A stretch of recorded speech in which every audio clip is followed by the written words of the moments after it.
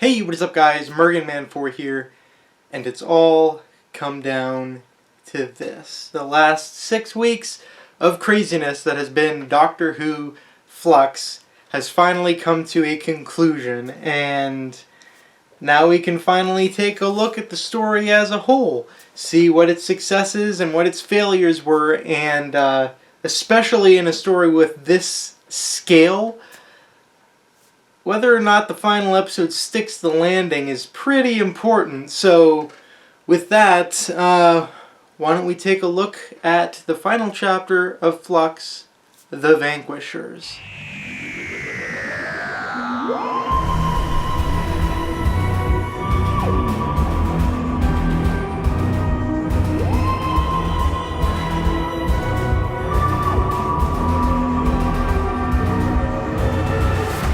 So, like many Doctor Who finales, this one is not perfect. It definitely has its issues. There are certain plot strands that either end up not really going anywhere at all or just aren't resolved satisfactorily, and there's also just so much going on that it can be hard to give the things that are done well the proper time that they deserve. So there's no real question that this wasn't the ideal wrap-up that we were probably all hoping for. But that being said, I enjoyed it. I mean, yeah, it does have some significant flaws, but honestly, I had a fun time with it anyway. And while it's never going to end up being one of my favorite ever finales, and it does kind of prevent Flux as a whole from reaching its full potential, I think what it does do well, it does really well. And now that I've had a couple days to sit on it and I've rewatched the episode, I just find myself coming back to the more positive elements of it rather than the negative stuff, even though there's no doubt that there is honestly a fair amount of issues here. But yeah, I just wanted to start with that because I think overall most of this episode's issues are made up for in other aspects. So of course the episode starts right after the ending of the last episode. We had the Sontarans invading Earth, and we also had Swarm, who's just killed Tectean, about to go after the Doctor, but she manages to escape. And basically in the whole pre-titles sequence, we get the setup that will allow for the resolution throughout the episode, which is that the Doctor rips off her conversion plate so that she'll go back to the normal universe, but Swarm touches her at the same time, and that reaction causes her to become kind of unstable, and she starts glitching, I guess, between Division and Carvanista's ship and also the Williamson tunnels, and it turns out that she's basically been split into 3 different versions of herself in these 3 different locations. So basically, for all intents and purposes, this episode has 3 Doctors in it, and I thought that this was actually a really clever solution to the fact that there is simply so much going on that without having the Doctor involved with each of those storylines, you weren't really going to be able to move it along quick enough to be able to wrap everything up. So I thought that was a really clever way of being able to do that. While this is going on, Yaz, Dan, Jericho, Williamson, and also Kate are all in the Williamson tunnels, and one of the Doctors runs into them there. And we get this really fast-paced scene as the Doctor's reuniting with everybody. She realizes that Kate's there. She sees Yaz, gives her a big hug, reunites with the TARDIS. But it was kind of a weird choice to basically just have a cut with every single line that she says. It does kind of add to the chaos of it. But I did notice throughout this episode, actually, that there was a lot of fast cutting, and I'm not entirely convinced that that was a creative choice. I wonder if there was some production issues that necessitated that. Either way, it did somewhat pull me out of it at times, but I didn't really mind it that much on the whole. I just thought it was noteworthy while I was watching it. Meanwhile, while that Doctor's reuniting with everybody else, the Doctor in Division is being confronted by Swarm and Azure.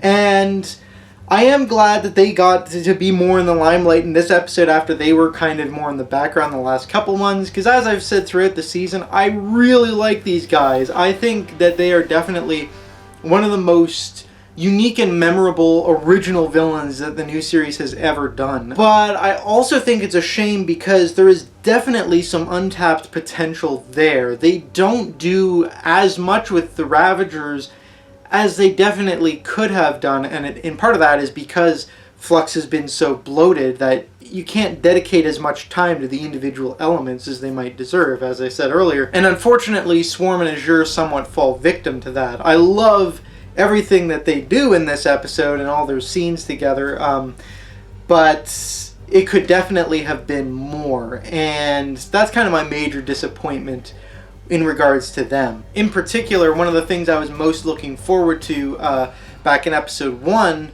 was the fact that Swarm had an established history with the Doctor, which, outside of us seeing a flashback in Once Upon Time, is never really touched upon or used to Swarm's advantage. That being said, you can certainly have far worse criticisms of a villain than I wish they were in it for more, and I certainly would not complain if RTD or another writer way down the line wanted to bring them back at some point. Their ending seems like it could be definitive, but I think it could be stretched to come to a return. And I definitely think that they have all the right characteristics to make for a strong recurring villain. So all in all, despite them being a little underutilized, I think I would probably say that they were my favorite thing to come out of Flux. Anyway, back to the Vanquishers specifically. Here, they've discovered the fob watch that Tectan was keeping the Doctor's past memories in, and they want to kind of taunt the Doctor with them, explore the memories with her. But despite that, we don't actually end up exploring them. Azure opens the watch, and we see that weird floating house thing that we first saw back in War of the Sontarans, and we learn that it's basically a representation of all the Doctor's past selves. But there's no actual exploration of it beyond that. It's basically just, this is your past. Swarm's like, I'm gonna tear it apart and put it back together. And that seemed kind of weird to me. I'm not really sure why you would tease that like that and then not at the very least have a cameo from Jo Martin's Doctor, especially since she was already in it earlier in the season. On that, actually, I was shocked that she didn't make any appearance in the finale. I was absolutely certain that she was going to.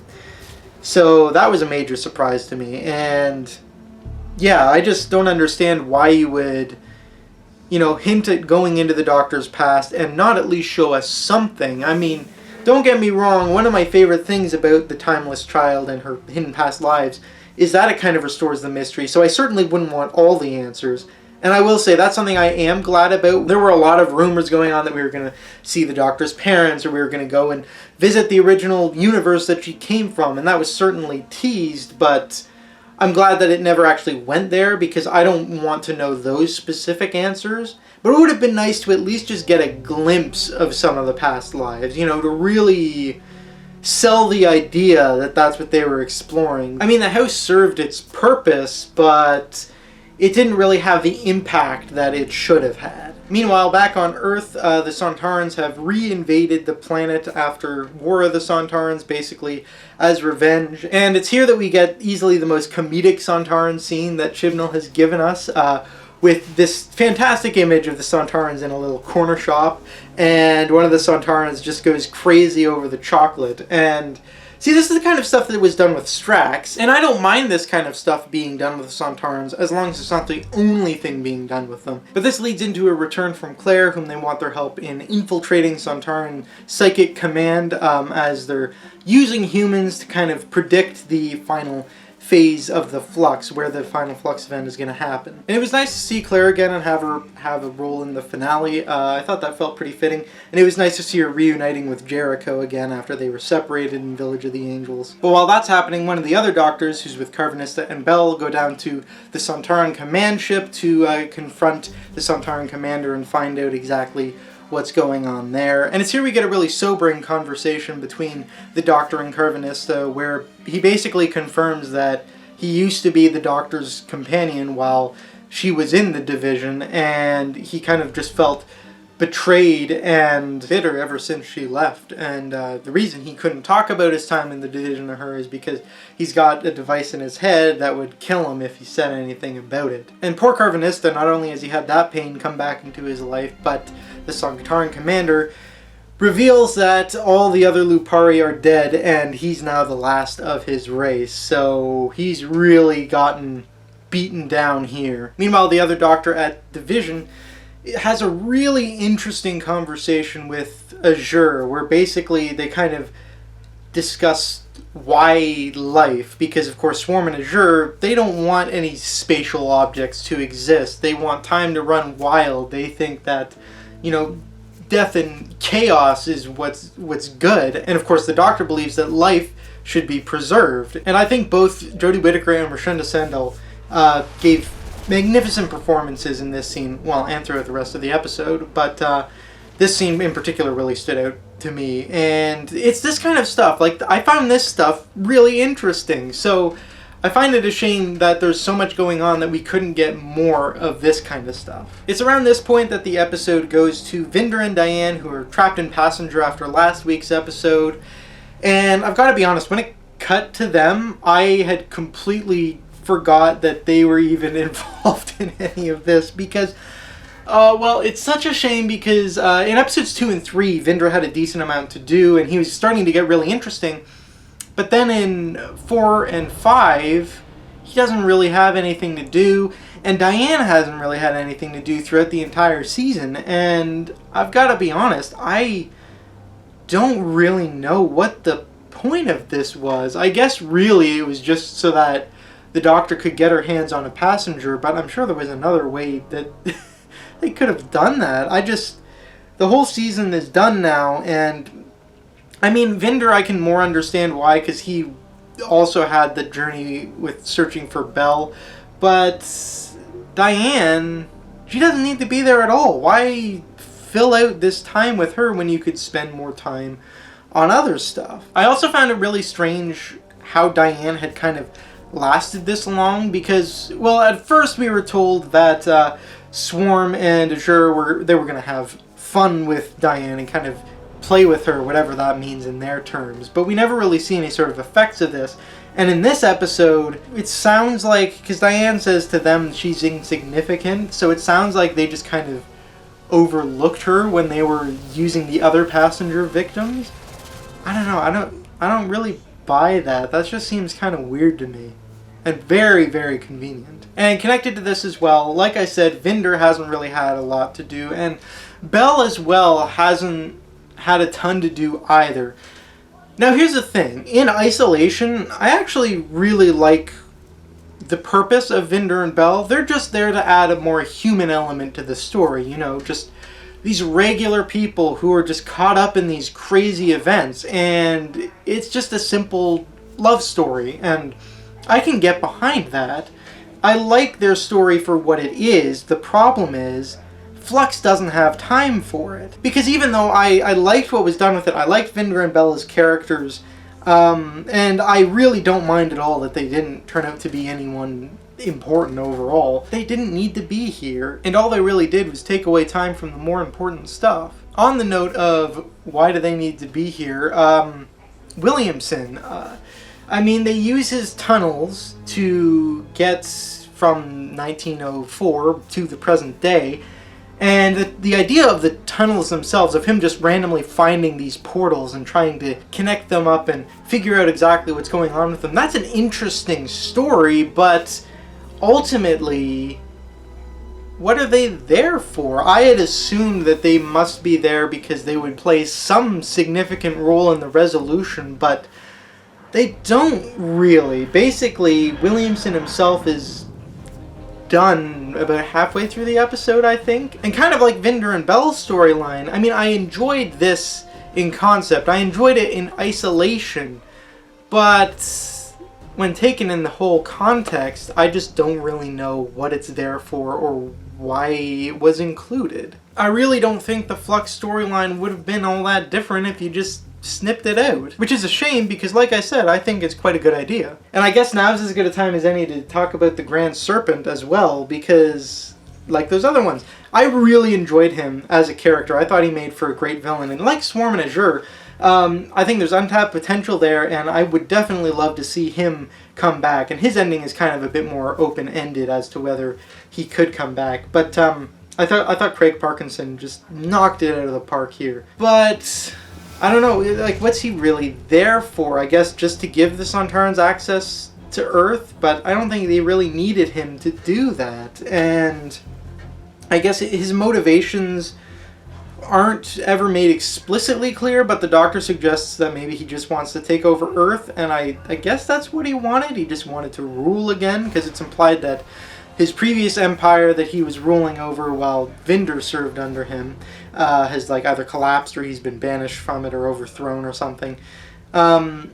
So it's just another great idea that the story just doesn't have time for. I think he was my favorite of these particular elements, so I mean, I'm glad he was there. I just wish he had more to do, is really the thing. That being said, he does get this great confrontation with one of the Doctors in this interrogation scene, and it's great to see how 13 just kind of flips the tables and essentially starts interrogating him. Kind of reminded me of the 7th Doctor in that sense. It's also here that 2 of the Doctors finally get to interact as one of them comes and saves the other, and seeing the 2 13th Doctors interact with each other, compliment each other and stuff like that, it's a lot of fun and great to see, and Jodie Whittaker is just very charming. I mean, what can I say? It's always fun seeing the Doctor interact with himself. It's kind of around now that we find out what the Sontarans' ultimate plan is, as they had kind of called for an alliance between them and the Daleks and Cybermen, and of course they're planning on betraying them, utilizing the Flux to do so. And while it was kind of disappointing that the Daleks and Cybermen were just cameos, I was hoping there would be something more of a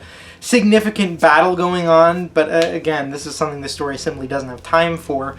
I thought it was really great to actually kind of see the Sontarans as a big bad, and actually outsmart them and take the Daleks and Cybermen out using the Flux. I absolutely love the moment of betrayal where the Lupari shield just kind of disengages and goes behind the whole army fleet, and the Flux comes in and just destroys them all with the Sontaran laughter over top. I thought that was great. I also want to say, in this sequence, the VFX blew me away. I think this is easily one of the best looking CGI shots the show has ever done. It astonished me. It just looked so good, and I haven't really talked that much about the visual effects this season. But yeah, what's here is incredible. It would not look amiss at all on a movie theater screen. But while this is happening, the Sontarans have been tricked as well, because the Doctor and Carvanista have changed the Lupari shield to, instead of protecting the Sontaran fleet, to going behind it, just like they did to the Daleks and Cybermen, turning their own strategy against them. And the Sontaran fleet starts to get destroyed. While this is happening, Jericho and Claire are supposed to escape since they have these little transmat rings, but Jericho's ends up getting broken, leaving him stranded on the Sontaran ship as the Flux approaches. And I know I haven't had that much to say about him, but I've had such a great time with Jericho in these 3 episodes. Kevin McNally's performance is just fantastic, and I think he is probably one of the most memorable side characters of the new series. And I think in large part because Kevin McNally imbues it with such personality. But I was really actually moved by this death scene of his, and that final line of "what an awfully big adventure." Oh, it hit hard. I think this is probably one of the most emotional scenes of the era, to be honest, because it's just so well shot and so well played. I think it's beautifully done, and it's really sad to see Jericho go. While this is going on, thanks to Vinder and Diane, the Doctor's got her hands on a passenger who she then uses to absorb the rest of the Flux, using its basically bigger on the inside nature to suck it up like a vacuum. And I thought that was a pretty clever solution to that. It was a great use of the passenger form and setting up the resolution to that earlier in the season, because sometimes finales kind of have a deus ex machina that they pull out of nowhere. So I'm glad that this was something that was actually established earlier on. While the 2 Doctors are doing that, the other Doctor, who's still with Swarm and Azure, is taken to the Temple of Atropos to meet Time Incarnate, which I was actually kind of surprised to see. I didn't realize that throughout the season they were referring to time as kind of a literal being and not just kind of this abstract thing, which I'm not entirely sure how I feel about that, but It was still interesting to see, and basically I guess Swarm and Azure are servants to time. It takes on Swarm's image and basically rewards their failure with, well, Azure calls it ascension. It basically looked like they were getting disintegrated or like absorbed into time. So that's kind of what I meant earlier when I said it's kind of open to interpretation. Like, it looks like it could be a death, but it's not really definitive. I'm sure if someone wanted to bring them back, they could, and I hope they do. But I wonder if that means time itself is going to end up causing the 13th Doctor's regeneration, since time then has a brief discussion with the Doctor, foreshadowing what's to come for her. Specifically that nothing is forever, and that 13's time is almost up, and that she should be aware of the forces that mass against her and their master.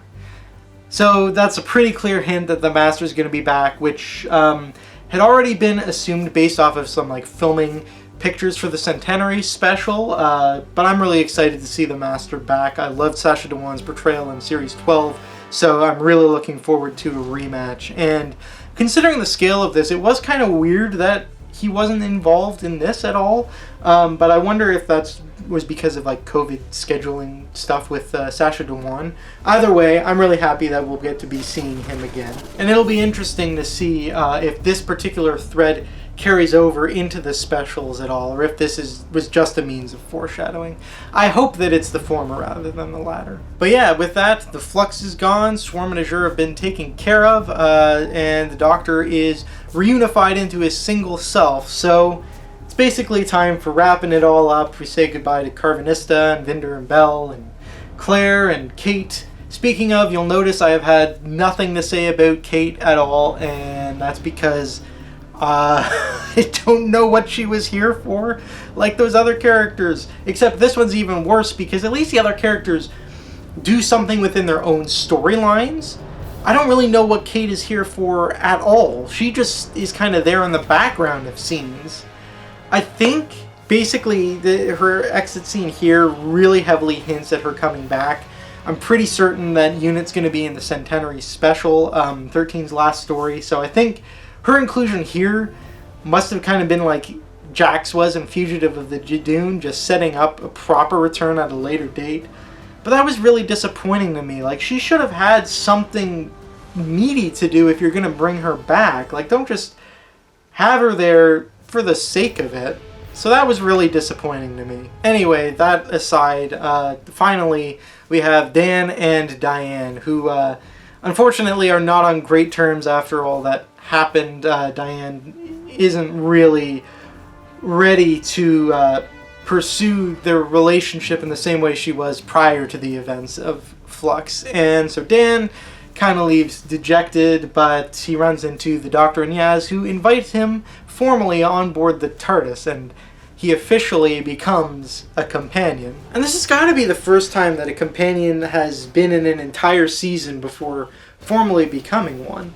So that's kind of interesting, especially because, as I've noted before, Dan has had like no real time with the Doctor, so I'm hoping to see that expanded upon in the specials, because he spent so much time separated from her.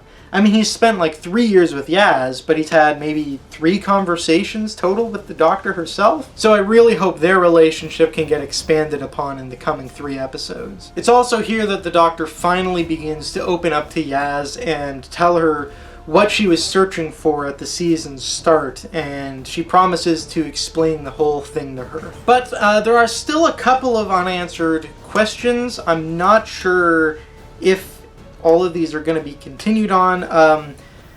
The big one is the universe still destroyed? Because that wasn't clear. As far as I could gather from what we were told in the episode, it sounds like they just stopped the Flux from destroying the rest of the universe, not that they reversed anything that was destroyed. So is the majority of the universe now gone? It would have been really nice to have a clarification on that. I honestly don't mind if that's the case, because like I said, I think something of this scale should definitely have lasting consequences, but it really should have been specified and been made clear. People should not be questioning whether or not things have been restored. And I mean, it's especially egregious if things have been restored and they didn't explain it. So I hope that's not the case, and hopefully it'll be addressed in the future episodes. Another question is, of course, is the TARDIS stuck in this state of disrepair now? Because it's still like that by the end of the episode. There's no indication of it being fixed up at all. So is it going to be like this for the rest of 13's run?